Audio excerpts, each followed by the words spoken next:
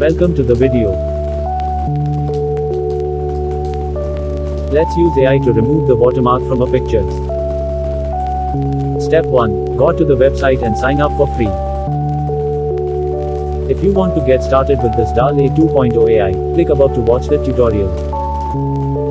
Step 2. When this page will show up, click on Upload an image and select the image.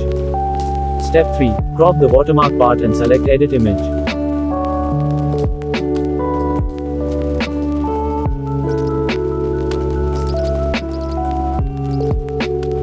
Step 4. Erase the watermark part.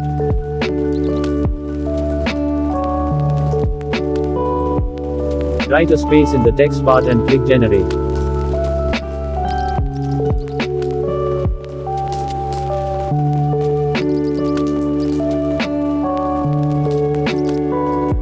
It's ready now. Select the image you like and download it.